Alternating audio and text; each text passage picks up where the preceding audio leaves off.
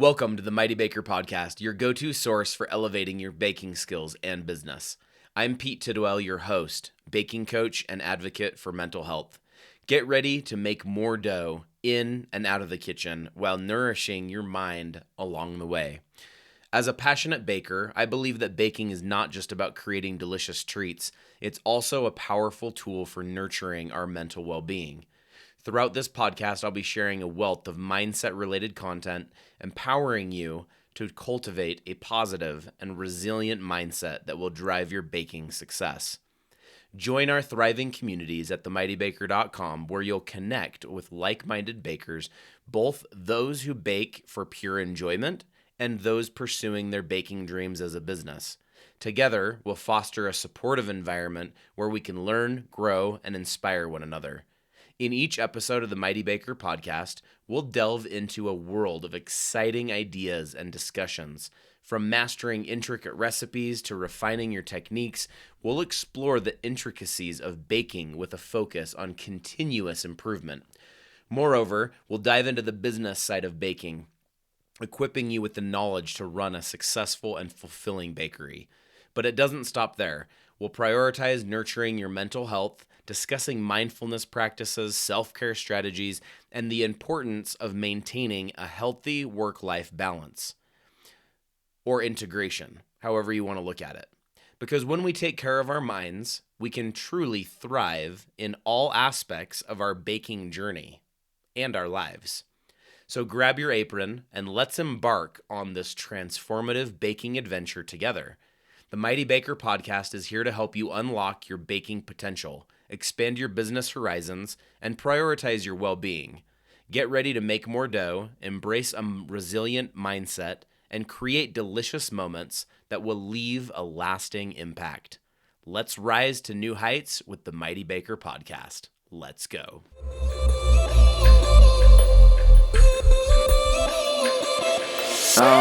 Okay.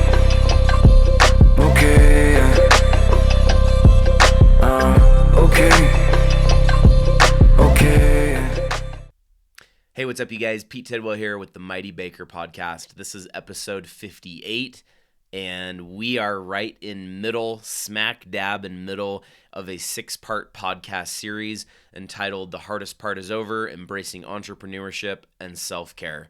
In these episodes, we're exploring areas because there's one area that I'm very passionate about, and that is small business entrepreneurship and taking care of yourself. Because over the last 11 years, I've had a rough go, and I've learned some things over the years, and I want to stress them to help those of you out there that are entrepreneurs that are trying to do this hard entrepreneur journey, whether you're building a business on the side or whether you're doing it as your full-time thing or you're doing it on top of a full-time job, whatever your situation is, that embracing entrepreneurship it's a hard journey to jump into. And we talked about that in past episodes of just dealing with the challenges of just deciding to be an entrepreneur and being a business owner.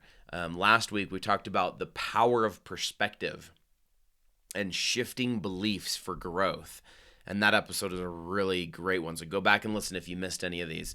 So this week, episode 58, and it's all about seeking support. We're going to be talking about mental health. We're going to be talking about community building, and this is going to be a really fun episode. But before we jump in, I wanted to add just a fun bakery fact in here today. And did you know that the world's first ever chocolate chip cookie was created by accident? Ruth Wakefield, the owner of the Toll House Inn, ran out of baker's chocolate and substituted it with chopped up chocolate chunks, giving birth to the beloved treat. I thought that was kind of interesting. And I didn't 100% fact check that. So any of you out there that have a different story or have heard a different story about where the chocolate chip cookie was invented, you let me know. This was produced by ChatGPT. I went in there and said, hey, I want some fun cake facts or jokes or things that I can share on my podcast. And so I had it generate a bunch of stuff for me. So who knows? We'll see if AI is right. I don't know. Anyway, So jumping into today's episode, I really, really like this one, and that's very timely as well. So just over the last little while, I've decided to reach out and get some help and support. And I've had help and support from a coach for a while now, over a year now, and then have access to other coaching that have been really helpful for me. But just over the last little while, I've needed to reach out and get some help from a therapist and reach out and be able to have those conversations. And whether they're business related or family related or relationships related, like it's been such a healthy step for me to be able to jump into that realm. I have some anxiety and some depression and some OCD things that I deal with, and I've been on and off medication the last few months.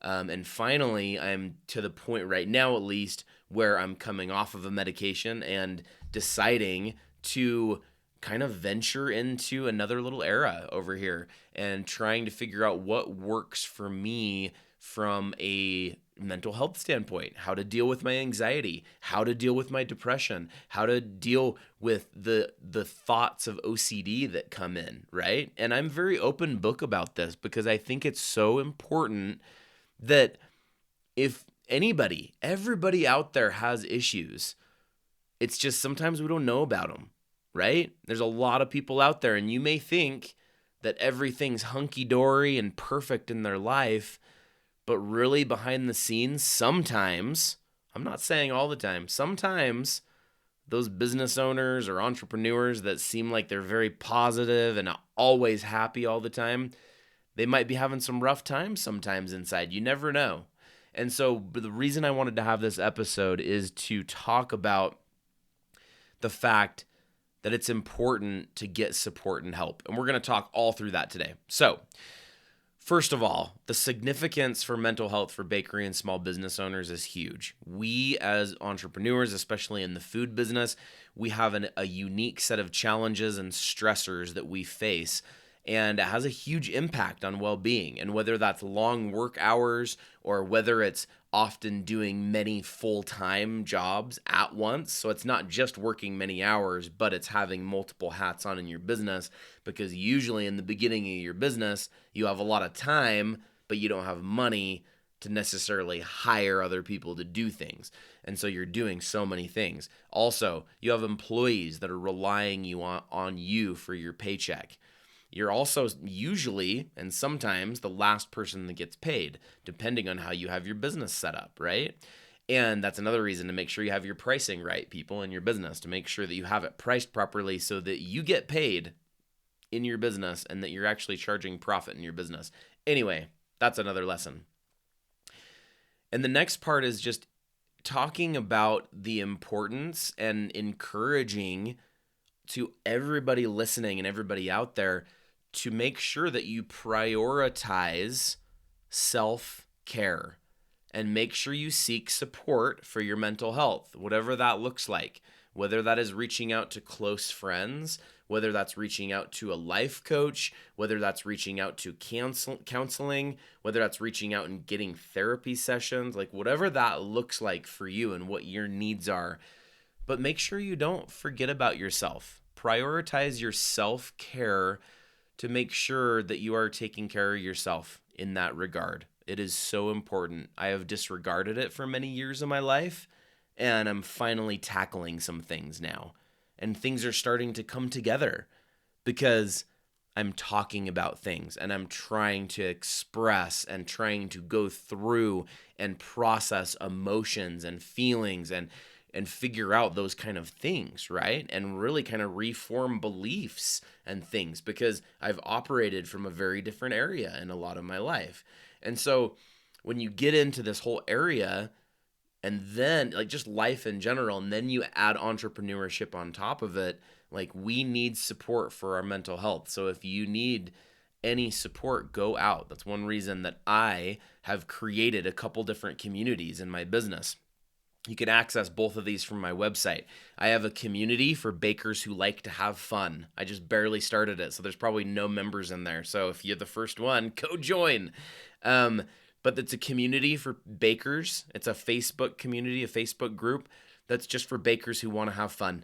And then there's another Facebook community that is for bakers who are business owners. And both of those communities are places that I'm trying to build and send people to that can be a free source, a free networking, area where we can bring together like-minded people, like-minded entrepreneurs in the business side and like-minded bakers in the other side. And I really want to build something there that can be a supportive community for all of you people out here, because, and there's a lot of them out there too. And I'm not like necessarily saying mine's going to be the best one, because I'm just providing another one. I'm just providing my outlook, and there are hundreds, and we'll talk about that here in a minute. But having a supportive community is huge. And of course, like what I just talked about is like reaching out more on like individual level. But from a self-care standpoint, if we have enough and if we have supportive community around us and like-minded entrepreneurs that are going through similar things, as we build those relationships, they also help and they also serve a little bit and very much as therapeutic. I wouldn't replace them as therapy by any means. Therapy has its place. If you need therapy, right? And go and reach out if you need to, and don't feel bad about it. Don't feel guilty about it. Don't feel stupid about it, because it's helpful regardless of who you are to go out and talk about what you have going on for you and what you're suppressing, what limiting beliefs you have, what kind of things are you not dealing with, what kind of things have you pushed back behind and are just like ugly things that come out and like poke at you from time to time. Like, deal with those things, get rid of them, because they're going to come back and they're going to just bother you in your life. So dealing with those is such an important thing. But anyway, it's very important to have a community, and the benefits of connecting with like-minded entrepreneurs and like-minded bakers, both locally and online, is huge. And that helps you in a lot of ways. It helps you first, number one, knowing that you're not alone, because as a business owner, entrepreneur, you feel very alone, right? You're not alone, knowing that you're not alone. And then also in those communities, whether you start one yourself, whether you join one, whether you like join mine or anybody else's, like go there, realize that you're not alone, and go there and share best practices, share your concerns, share your failures. That's why I created mine, especially the business one, but also the other one. If you're doing a recipe and something goes wrong, like, let's talk about it. Let's figure out what went wrong with it. Let's crowdsource and figure out how we learn and bounce back from those failures, whether it's baking for fun or whether it's baking for business. It's sharing those with other people, and it's just invaluable to be able like to not have something like that.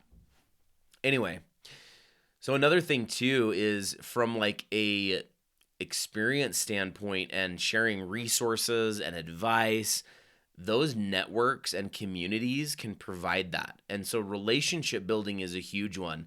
And this is not only like to help support your like mental health and be connecting with other entrepreneurs, but in these networks of entrepreneurs, that's not only helpful for your personal growth, your mental health, but also relationship building is what gets you business. Relationships is what business is built on. You can't really do good business without good relationships. And so it's also a marketing thing too. So count it as two things. You're killing two birds with one stone, right? You are doing something for yourself, connecting with other people, but you're also building relationships. And that is what good businesses are built on, is built on those relationships that have been together, and that it's just such an important part. That goes into a little bit of marketing too. So from seeking help and support, I really want to encourage people out there to make sure that you look out to mentors, to industry experts, business support organizations such as local networking groups, small business centers, chamber of commerce, or if you don't have one in your local community, start one with local business owners. It doesn't have to be bakers. It doesn't have to be the same industry even. Start your own little network of business owners. All entrepreneurs deal with the same things. And it's very helpful to do that. So if you don't have one, start one. And when you're joining those, go and provide value. Obviously, sometimes it's hard to have comfort to and have the comfort level of being able to step out and actually interact in some of those networking groups and things. But the more you put yourself out there and the more you build those relationships and communicate, the more opportunities that are going to come to you in your business. It's all, when you're doing your business, like if people don't know what you do, then you're most likely not going to have business. So you need to be talking to people and networking. So search out those groups and join them. There's so many baking community groups online, including mine, that you can go and join. Find one that you jive with. You might not jive with me. You might jive with somebody else or vice versa. Please.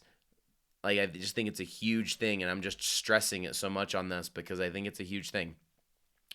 So when it comes to self-care and stress management, I want to provide some techniques and some things that at least have helped me in my life, and I have seen that have helped in many other people's lives as well. So we're going to kind of go into some of this. So a couple practical techniques for managing stress. Number one thing, if you're stressed, let's say you're sitting at a desk like I am, and you're stressed, first thing you can do to manage some stress is stop and take a few deep breaths. We'll do it right now. In through the nose. Hold it in and let out a breath. Do it again. In through the nose.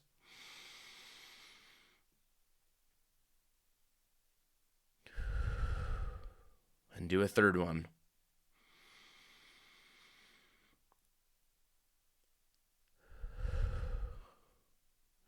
Just taking a few deep breaths can help tone down your stress, refocus you back to a point. Also, if that doesn't work or doesn't quite do it for you, do that. Get up from wherever you're working and move around. Listen to some music, dance, move, go on a walk, go on a hike, call a friend, and do those things so that you can get back to work and do those things. Because part of this is maintaining a work-life balance and prioritizing mental well-being, right? And by being able to do that, you have to have little tools and little things to be able to implement so that you can make that happen. So from like a work-life balance thing is prioritizing me time, prioritizing time for you. I suggest doing something for yourself in the morning, whatever that looks like, a daily habits routine, and having discipline and finding out what works for you. It could be waking up early. It could not be waking up early. It could be going exercising. It could be not. Whatever that looks like for you. It looks like different for everybody. And my business coach, Dave Moreno, did this in a challenge earlier this year, and I loved it, that he had things that were daily habits to do, but it was all in an effort to see and help us believe that we could do hard things, but also that we can believe what works for us and what doesn't really work for us, and how we can kind of fine tune that for each one of us. And having those daily habits and discipline to those, well, first off, that is good me time, and that's self-care. That's you taking care of yourself first, self-care, before you jump into business things. And if it's big, small, whatever that is, but I would suggest doing something in the morning that's for yourself. And then having something to look forward to in the evening. Maybe it's going out with friends. Maybe it's being with family. Maybe it's going to a movie. Maybe it's watching your favorite show. Maybe it's playing games. But having something to look forward to in the evening that you're working towards. And all in all, this is all about trial and error, folks. All of it is. It's listening to the mentors, people that you are getting counseled from, coaching, those kind of things. It's hearing other people's experiences, because nobody else has the answer for you. Nobody else's experience is exactly what you should do, right? I'm just going to put that straight out there, right? There's not anybody out there, including myself, that has all the answers and can say, hey, do this, this, this, this, and then you're going to be happy. Like, it doesn't exist. There's some things that exist that are true for everybody, but it doesn't exist. You gotta find your own journey through this and what that looks like for you. And so a lot of it is trial and error until you find what it is, what sets of beliefs, what sets of thoughts, what sets of those things that you need, and what sorts of daily habits, discipline, all those things that you need to get yourself into creative flow work state. And that's huge. My business coach talks about it. There's a book that I read a couple years ago that's all about flow. And it's actually a really good book. And the author is this Italian psychologist with the last name of, let's see, his name is Mihaly Csikszentmihalyi, I think is his name. And he's the inventor of this idea of flow. And these books are so interesting. But a lot of it comes down to you got to find out what works for you, because what works for the next person is going to be different. So you got to figure out what works for you and gets you into that creative flow work state. And it's doing a little bit of trial and error and figuring out what works and what doesn't work for you. So from a mental well-being standpoint, like prioritizing me time, I'm going to say this again, is such an important thing. That is me time, like as in alone time, where you can sit and reflect, whatever that looks like for you. And for me, I have decided to use some of that me time for introducing and exploring mindfulness practices, exercise, and other self-care activities that can benefit me. And they have benefited me. And a few, one that I haven't done very much of is yoga, but I think yoga is a big one that helps with back and neck pain, and I've done a few little things. But seriously, my friend Katie that does yoga, I went to a yoga thing just a few weeks ago. It was my first time ever really doing official yoga, and it was amazing. It was really, really good. Anyway, but things like that. Also, like over the last couple years, I've done a lot of self-guided meditations, especially. So there's a favorite music artist of mine, and my intro music on my podcast is a guy named Saint Finnegan. Well, that's his artist name. And he's amazing. And he has amazing music. But that music is actually a song that he created for me through his energy hospital area of his world. And he does an energy hospital podcast that has a lot of self-guided meditations on there. And I've decided that some of my me time is meditations. I've also started to do ice baths and sauna, because those are things that have helped me not only physically but also mentally as well. They've been some things that have really helped me. Another thing that's helped me a lot is journal writing.